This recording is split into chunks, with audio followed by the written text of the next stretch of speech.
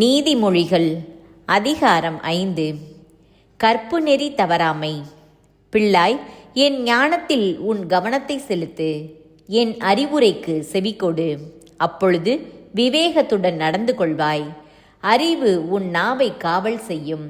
விலைமகளின் பேச்சில் தேன் ஒழுகும். அவள் உதடுகள் வெண்ணெயினும் மிருதுவானவை.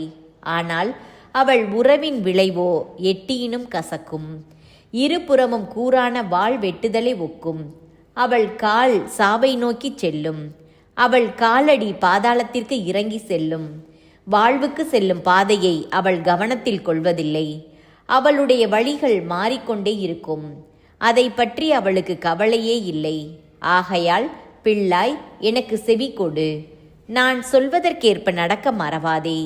அவளிடமிருந்து நெடுந்தொலையில் இருந்து கொள். அவள் வீட்டு வாயிற்படியை மிதியாதே. இல்லையேல் பிறர் முன்னிலையில் உன் மானம் பறிபோகும். கொடியவர் கையில் உன் உயிரை இழப்பாய். அந்நியர் உன் சொத்தை தின்று கொழுப்பார்கள். நீ பாடுபட்டு சம்பாதித்தது வேறொரு குடும்பத்திற்கு போய் சேரும். நீ எலும்பும் தோளுமாய் உருக்குலைந்து போவாய். உன் வாழ்க்கையின் இறுதியில் கலங்கி புலம்புவாய்.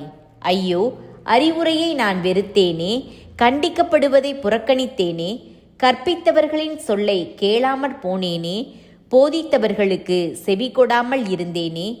இப்பொழுது நான் மீளா துயரத்தில் மூழ்கியவனாய் மக்கள் மன்றத்தில் மானமிழந்து நிற்கின்றேனே என்று அலறுவாய்.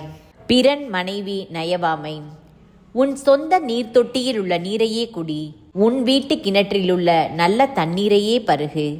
உன் ஊற்று நீர் வெளியே பாய வேண்டுமா? உன் வாய்க்காலின் நீர் வீதியில் வழிந்தோட வேண்டுமா? அவை உனக்கே உரியவையாயிருக்கட்டும். அந்நியரோடு அவற்றை பகிர்ந்து கொள்ளாதே. உன் நீரூற்று ஆசி பெறுவதாக.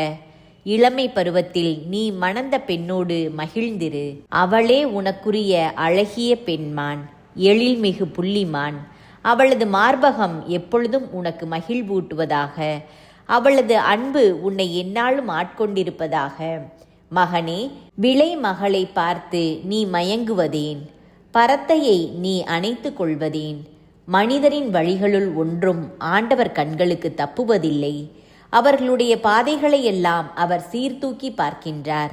பொல்லார் தம் குற்றச் செயல்களில் தாமே சிக்கிக்கொள்வர். தம் பாவ வலையில் தாமே அகப்பட்டு கொள்வர். கட்டுப்பாடு இல்லாததால் அவர்கள் மடிந்து போவர். தம் மதிகேட்டின் மிகுதியால் கெட்டழிவர்.